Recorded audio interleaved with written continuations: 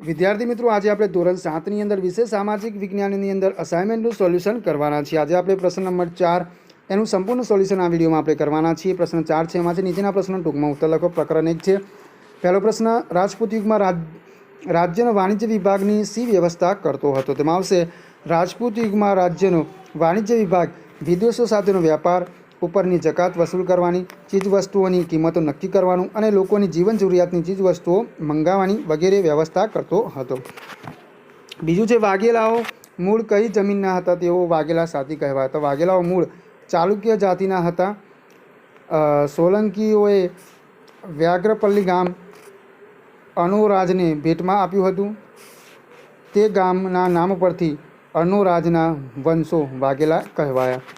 એના પછી ત્રીજું છે, તરાઈનું યુદ્ધ ભારતના ઇતિહાસમાં સાથી સીમાચિહ્નરૂપ ગણાય છે. તેમાં લખીશું ઈસવીસન 1192માં તરાઈના યુદ્ધમાં ગજનીના સુલતાન શિહાબુદ્દીન ગોરી સાથેના યુદ્ધમાં દિલ્હીના રાજા પૃથ્વીરાજ ચૌહાણની હાર થતાં દિલ્હી પરથી રાજપૂત શાસનનો અંત આવ્યો અને દિલ્હીની ગાદી ઉપર મુસ્લિમ સત્તાની સ્થાપના થઈ. તેથી તરાઈનું યુદ્ધ ભારતના ઇતિહાસમાં સીમાચિહ્નરૂપ ગણાય છે.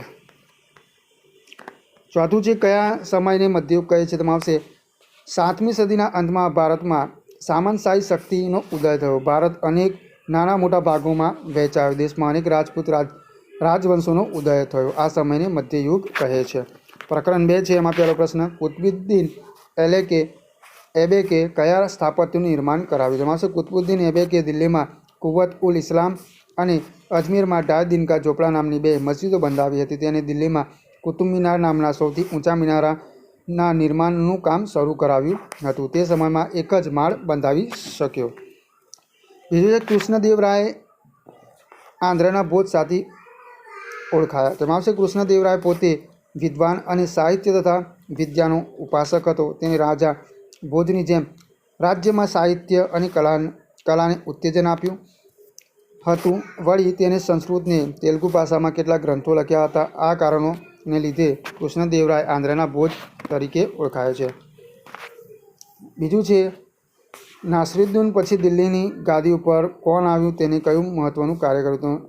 નાસિરુદ્દીન પછી દિલ્હીની ગાદી ઉપર ગિયાસુદ્દીન બલબન આવ્યો. તેને ચહેલગાનને વિખેરી શાસનતંત્ર ઉપર અમીરોની પકડને હળવી કરી અને સુલતાનના સ્થાનને મજબૂત બનાવ્યું.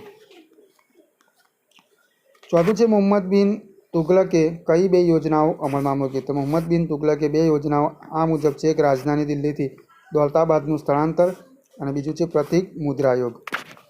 પ્રકરણ 3 છે, એમાં છે, અકબરે કયા કયા સ્થાપત્યો બંધાવ્યા હતા? તેમાં આવશે અકબરે આગ્રામાં કિલ્લો બંધાવ્યો હતો અને આગ્રાથી 36 કિલોમીટર દૂર ફતેહપુર સિકરી નગર વસાવ્યું. ત્યાં ગુજરાત પરના વિજયની યાદમાં ભવ્ય મુગલ દરવાજો બંધાવ્યો હતો. આ ઉપરાંત અકબરે એક નગરમાં સલીમ ચિશ્તીની દરગાહ, મસ્જિદ અને પંચમહાલ જેવા બાંધકામોનું નિર્માણ કર્યું છે. પછી છે, અબુલ જફલે કયા ગ્રંથમાં અકબરની જીવનકથા આલેખી છે? તેને કયા ગ્રંથનો અનુવાદ કર્યો? તો અબુલ જફલે અકબરનામા નામના ગ્રંથમાં અકબરની જીવનકથા આલેખી છે. તેને મહાભારતનો અનુવાદ કર્યો હતો. તેને મહાભારતનો ફારસીમાં અનુવાદ કર્યો હતો. માફ કરજો વિદ્યાર્થી મિત્રો, અહીંયા ફારસીમાં અનુવાદ કર્યો હતો. પછી છે, ઈસવીસન 1576માં હલ્દી ઘાટીના પરાજય બાદ રાણા પ્રતાપ શું કર્યું? તેમાં આવશે ઈસવીસન 1576ના હલ્દી ઘાટીના પરાજય બાદ રાણા પ્રતાપ પોતાની રાજધાની ગોગડુમાં લઈ ગયા અને જીવનના અંત સુધી અકબર સામે લડ્યા હતા. એ પછી તેઓ પોતાની રાજધાની ડુંગરપુર ચાવડામાં લઈ ગયા. ચોથું છે, મુગલ યુગમાં હિન્દુ અને મુસ્લિમ સંસ્કૃતિના સંવનની સંસ્કૃતિને કઈ સંસ્કૃતિ તરીકે ઓળખવામાં આવી છે? તેમાં આવશે મુગલ યુગમાં હિન્દુ અને મુસ્લિમ સંસ્કૃતિના સમન્વયને સંસ્કૃતિને ગંગા જમુના સંસ્કૃતિ તરીકે ઓળખવામાં આવે છે. પ્રકરણ 4 છે, એ જોઈએ. તો પ્રકરણ 4માં છે કે ઉત્તર ભારત અને દક્ષિણ ભારતના મંદિરોની મુખ્ય લાક્ષણિકતા કઈ છે? તો આપણે લખીશું ઉત્તર ભારતના મંદિરોની મુખ્ય લાક્ષણિકતા તેના ગોળ શિખરો અને સ્તંભ વિનાના ખંડો છે, જ્યારે દક્ષિણ ભારતના મંદિરનો મુખ્ય લાક્ષણિકતા તેના શંકુ આકારના અણીદાર શિખરો તેમજ ગોપુરન છે. બીજું છે ગુજરાતમાં પાળિયાનો શ્રેષ્ઠમ ઉદાહરણ કયા કયા છે? તેમાં આવશે ગુજરાતમાં પાળિયાના શ્રેષ્ઠમ ઉદાહરણોમાં જામનગર પાસેનું ભૂચર, મોરીનો સૂરજ, કવરબાના પાળિયાનો અને સોમનાથ મંદિર પાસેનો હસીરજી ગોહિલ પાળિયાનો સમાવેશ થાય છે. શાહજહાં દિલ્હીની લાલ કિલ્લામાં કઈ કઈ ઇમારતો બંધાવી? તેમાં આવશે શાહજહાં દિલ્હીની લાલ કિલ્લામાં પોતાના નામ પરથી શાહજહાનાબાદ નામનું નગર વસાવ્યું હતું. એ નગરમાં તેને દીવાને ખાસ, રંગમહેલ, મુમતાઝનો શીશ મહેલ વગેરે ઇમારતો બંધાવી.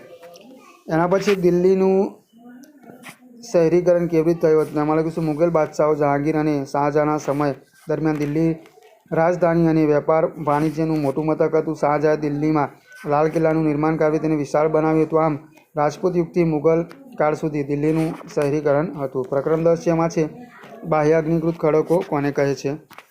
તેમાં આવશે જ્વાળામુખીના ફાટતી વખતે પૃથ્વીના પેટાળમાં રહેલા ગરમ મેઘમાં ભૂરસ બહાર આવીને પૃથ્વીની સપાટી પર પથરાય છે. આ મેઘમાં ઝડપથી ઠંડા થઈને નક્કર બની જાય છે. આ મેઘમાં ઠરવાથી પૃથ્વી સપાટી પર રચાતા અગ્નિકૃત ખડકો બાહ્ય અગ્નિકૃત ખડકો કહે છે.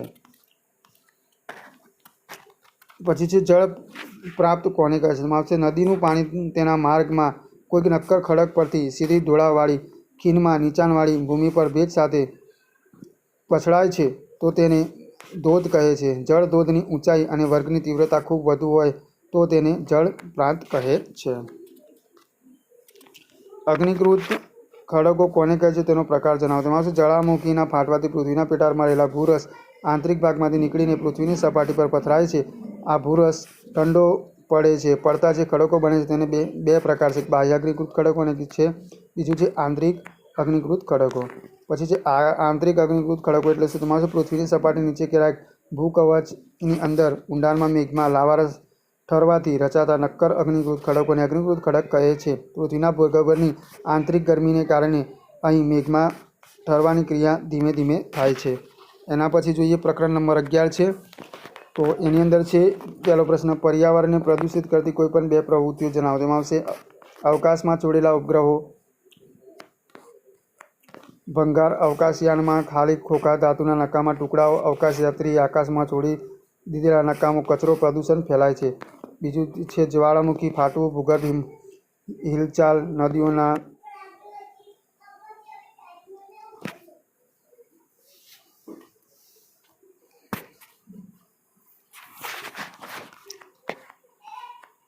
બીજું છે ધ્વનિ પ્રદૂષણની કોઈ પણ 3 અસરો જણાવો. તો એ પણ તમે જોઈ શકો છો. એના પછી ત્રીજું હવાના મુખ્ય પ્રદૂષકો કયા કયા છે. તો વિદ્યાર્થી મિત્રો, હવે હું દરેક પ્રશ્નનું વાંચન કરતો નથી કારણ કે વિડીયો છે વધારે લાંબી થઈ ગઈ છે. એટલે હવે હું અહીંયા ધીરે ધીરે સ્ક્રોલ કરતો જાઉં છું. તમે વિદ્યાર્થી મિત્રો વિડીયોને સ્ટોપ કરીને તમારા પ્રશ્નોના જવાબ છે એ લખી શકો છો. ચોથો પ્રશ્ન છે કુદરતી પર્યાવરણના કયા કયા વિભાગો છે તેમાં કોનો સમાવેશ થાય છે? પ્રકરણ 12 છે, એમાં છે પવનના કોઈ પણ 2 પ્રકારો વિશે માહિતી આપો. તો એમાં આપણે લખીશું ભાઈ કે હવાના દબાણ આધારિત પવનના 2 પ્રકાર છે, કાયમી પવનો, બીજું છે દૈનિક કે સ્થાનિક પવનો. બીજું છે ઉષ્ણકટિબંધીય ખરાબ જંગલોને પાનખર જંગલો શા માટે કહે છે?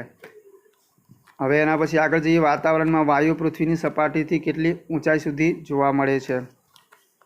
એના પછી ચોથું છે કુદરતી વનસ્પતિનું મુખ્ય કેટલા ભાગમાં વર્ગીકરણ કરવામાં આવ્યું છે અને કયા કયા? તેમાં 3 વિભાગમાં વર્ગીકરણ કરવામાં આવ્યા છે. પહેલું છે જંગલો, બીજું છે ઘાસના મેદાનો અને ત્રીજું છે કાંટાળી વનસ્પતિ અને જાડી ઝાખરા. પ્રકરણ 15મું છે, એમાં છે લોકશાહી કોને કહેવામાં આવે છે? એના પછી બીજો પ્રશ્ન છે ચૂંટણી પંચ શી કામગીરી કરે છે? એના પછી ત્રીજું છે આપને કઈ કઈ બાબતોમાં સમાનતાનો અધિકાર આપેલ છે?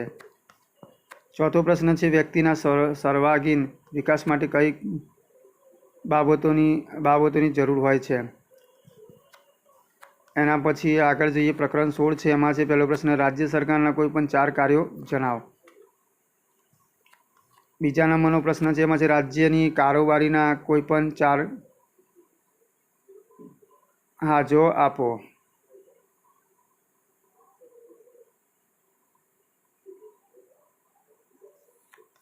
એના પછી ત્રીજું છે વિધાનસભાના સભ્ય બનવા માટેની લાયકાતો જણાવો.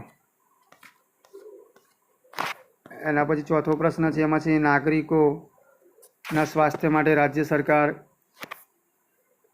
કયા કાર્યો કરે છે? તો એ પણ તમે જોઈ શકો છો વિદ્યાર્થી મિત્રો. આગળ નવી વિડીયોમાં આપણે નવા પ્રશ્નો સાથે ફરીથી મળીશું.